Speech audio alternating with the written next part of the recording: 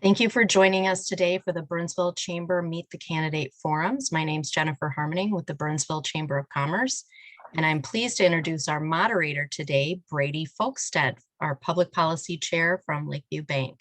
Brady. Thanks, Jennifer, and welcome everybody to our 2022 election season forums. These are put on by the Burnsville Chamber of Commerce and the Public Policy Committee within the Burnsville Chamber of Commerce. Today, we have with us the DFL endorsed candidate, Liz Reyer, and the Republican endorsed candidate, Fern Smith, for House District 52A. If you're wondering if 52A is your particular area, essentially it's roughly north of Cliff Road in Burnsville, east of 35W, comes along Cliff, goes down Parkwood, and then juts over, goes down County Road 11, and then roughly follows 35E coming across. So if that's your area, if that affects your business, or if that's your home, these are especially candidates for you to watch today. With that, just a little bit of the rules and the housekeeping that has been shared with the candidates already. We did do a coin flip prior to coming on the recording here, and Fern Smith won the coin flip, so she will be kicking us off with the first answer to the question that we have, and then we'll rotate all the way through, and each candidate will have some time for closing remarks. Each candidate has received the questions in advance, so hopefully they've been able to formulate some good answers for the constituents in our area. With that, thank you both very much for joining us. Liz, we appreciate you being here, as well as Fern. With that, we'll get things kicked off.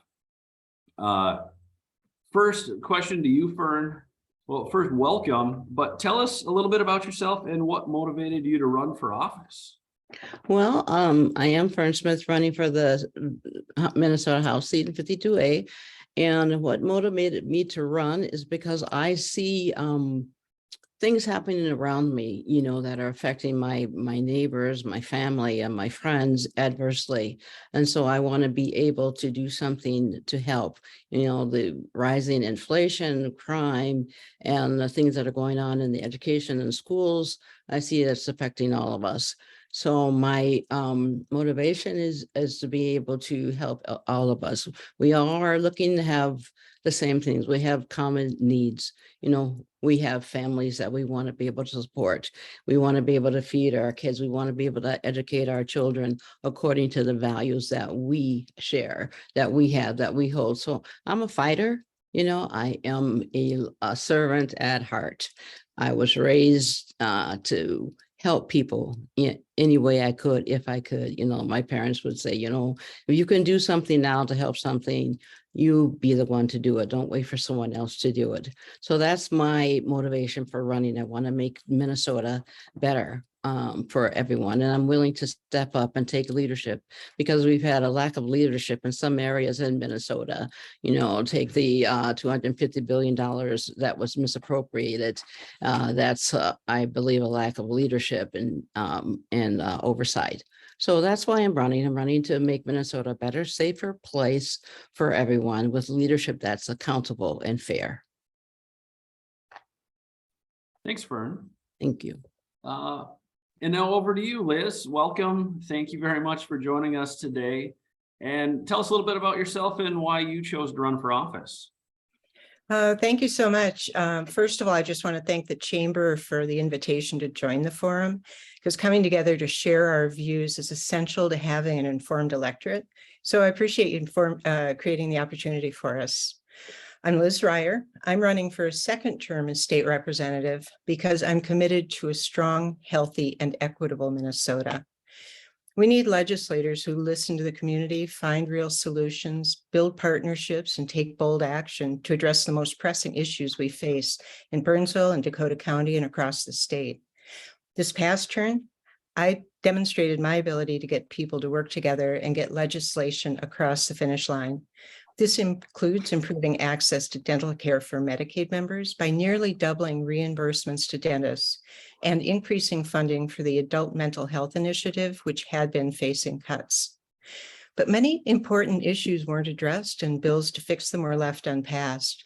We must bring urgency to fighting climate change, to investment in our infrastructure, and to funding education and healthcare. And we must safeguard our reproductive freedoms.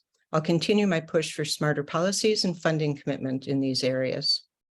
The professional skills from my 30-year business career have been valuable in the legislature.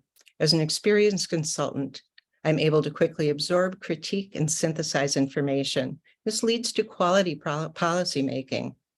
As a leadership coach, I focus on understanding people's underlying motivations and needs in order to help find compromises. As a longtime resident of Eagan, as a wife, a mom, a grandma, a volunteer in our schools and with community groups, and a social justice activist, I understand our community's needs. Finally, as a survivor of domestic violence, I know firsthand how a supportive government system can enable people to thrive. Together, these have contributed to my successful first term and positioned me to lead on solving challenging problems in the upcoming session. Thank you, Liz. And good to get to know both of you a little bit more here. And then the first question here now, we'll have Liz start us off. There's currently shortages of workers in all sectors of our economy. What can be done at the state level to assist in the development of workers for our economy? And as immigrants have historically been relied upon for additions to our workforce, how can we better integrate these folks into our community? Well, we need to have sufficient numbers of workers, and we also need to offer them quality job opportunities. The state has many tools to help develop our workforce. We need to continue investing in a variety of career development pipelines, college certainly, and also encouraging careers in the trades, healthcare, childcare, and education, among others, which may follow different training paths. Workers need to be able to count on a living wage and opportunities for advancement. Small business owners ask me for paid family medical leave and universal health care to level the playing fields with attracting and retaining employees. Finally, employers depend on having employee-friendly communities with affordable housing, good transportation and transit, and other amenities. Immigrants are an essential resource for Minnesota.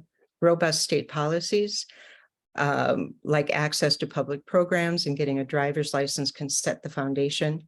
We need to better utilize the skills of new immigrants like doctors and nurses and reform immigration laws nationally to create paths to citizenship. Thank you, Liz. And now, Fern, same question to you. I'll repeat it again. There's currently a shortage of workers in all sectors of the economy. What can be done at the state level to assist in the development of workers for our economy? As immigrants have been historically relied upon for the additions to the workforce, how can we better integrate them into our communities?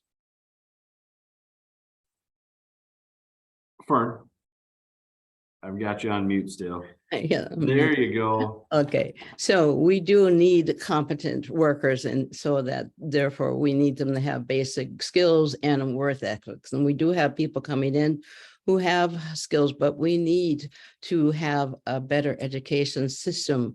College is not for everyone.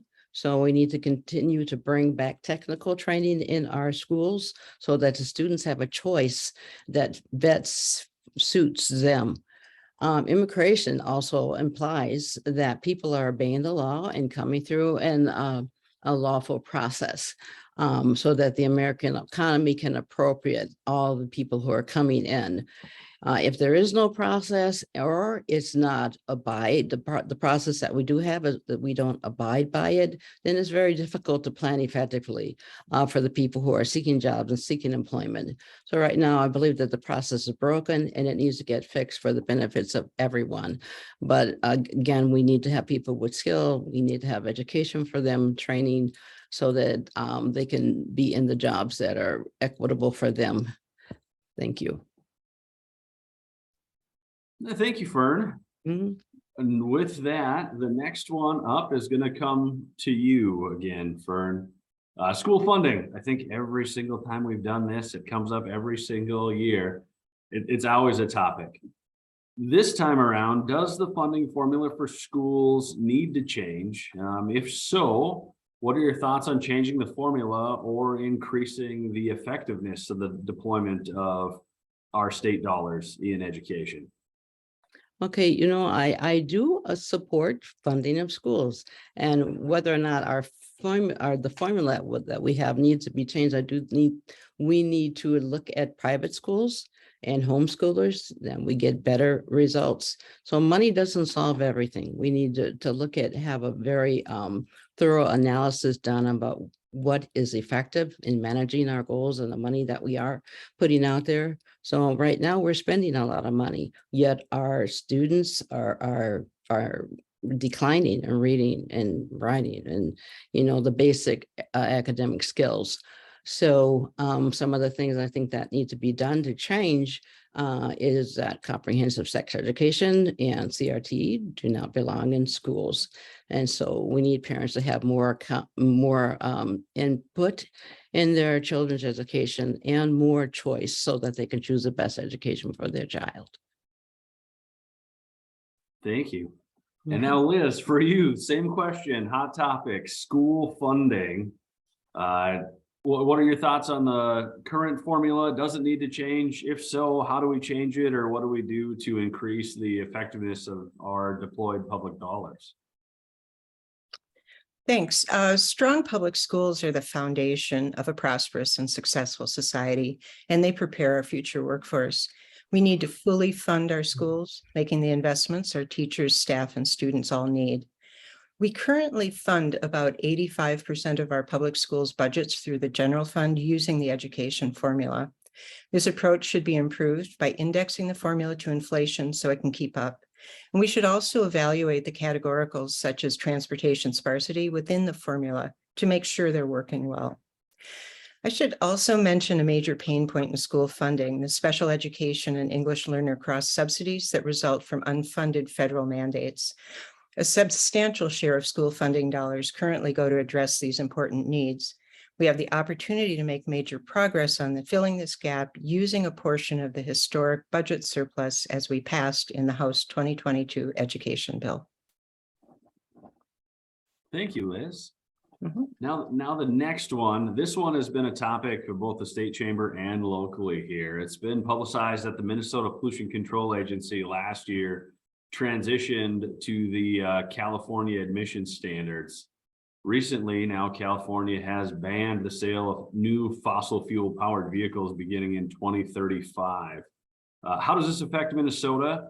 And is this something to continue to support moving forward?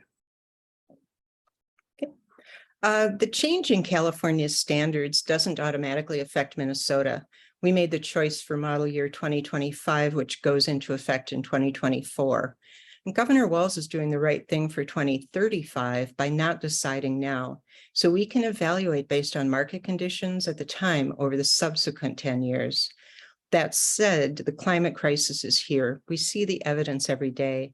Intensifying weather events like Hurricane Ian and the worsening wildfires in the Western US are just two examples. And since transportation is one of our major sources of greenhouse gas, and we're not making the needed improvements quickly enough in that sector, I definitely feel great urgency about accelerating our move to zero emission vehicles. To make that happen, we need to build out our electrification infrastructure, continue the move to fleet electrification, investment in electric buses, and moving commercial transport to cleaner options. And it's notable, manufacturers are moving in that direction too. Thanks, Liz. Now, same question to you, Fern. It was widely publicized that Minnesota Pollution Control Agency transitioned to California emission standards. California now has banned the sale of fossil fuel powered vehicles beginning in 2035. How does this affect Minnesota, and is this something you support moving forward? I believe that the technology right now is not really there, and don't think it will be there by 2035. But I think that the infrastructure and the things that we will need will be a very big thing that the government and all of our personal budgets that we'll have to appropriate. I think that's going to be very difficult. It's always very good, I believe, to explore options, but this particular option, I think it's not reasonable. And I think it will not provide any additional benefit to hardworking people in Minnesota. Minnesota weather is an especially important factor, and we're not California. So we need to focus on what Minnesota needs. And issues like this should go through the legislature versus the standard from a group that isn't accountable. So I think that there needs to be a hold on this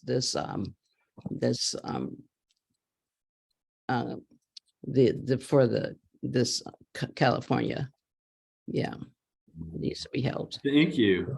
Yeah, I think this next question for both of you, it's really a follow-up to what we just got done discussing when Minnesota Pollution Control Agency signed on to the emission standards.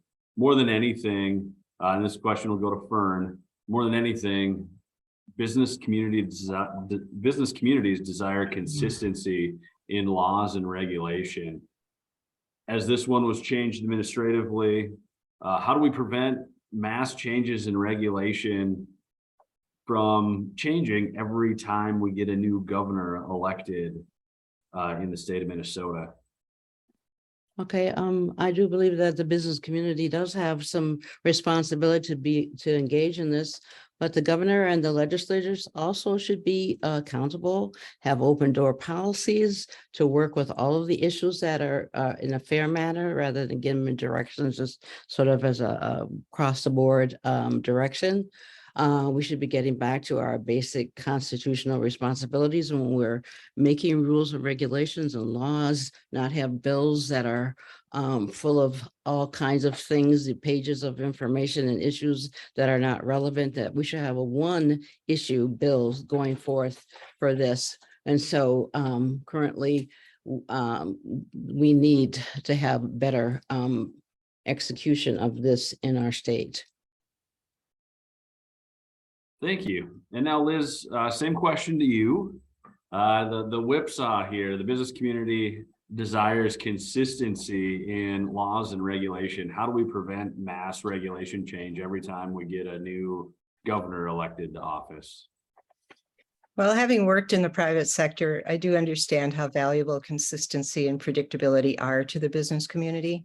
But we live in a world with new markets and new technologies emerging regularly, and there will always be a need to adapt. As a representative, there are some things I can do to address regulation change. Much comes down to communication between the business community and the representative, brokering relationships with agencies and other levels of government, and helping mitigate the impact where possible. As I have in my first term, I'll continue to help local businesses with regulatory or other issues. Elections have consequences, and a new administration with different priorities may drive changes in regulation. I view it as my job to help ensure that any new regulations are fairly enforced and to assist with any new challenges that arise. Let's work together to navigate changes so that as the market evolves, the business community is equipped to seize opportunities for competitive advantage. Thanks, Liz.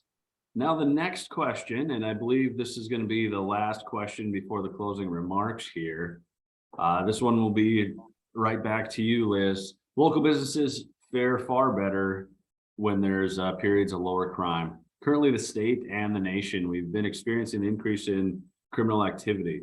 What can be done at the state level to help assist our communities, our community of Burnsville, for a lower crime rate and less criminal activity?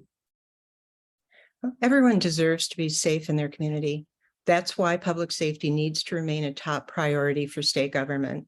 We need to provide sufficient resources, invest in crime prevention, and build trust in our communities.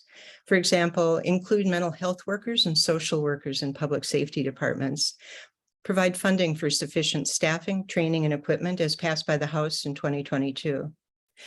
Expand juvenile justice programs, veterans courts, and drug courts for nonviolent crimes. Pass targeted legislation, such as the new law that reimburses local law enforcement for investigating auto thefts, and confront racial disparities in our criminal justice system through hiring practices and training, and also through accountability. In the end, the best crime prevention approach is investing in our communities. Affordable housing, healthcare, community programs, good schools, and economic opportunity for all is our best strategy, short and long term. Thank you very much, Liz. And with that, coming around to Fern, same question to you. Local businesses fare far better during periods of lower crime. Currently, the state and nation have been experiencing an increase in criminal activity. What can be done at the state level to assist our communities to lower criminal activity?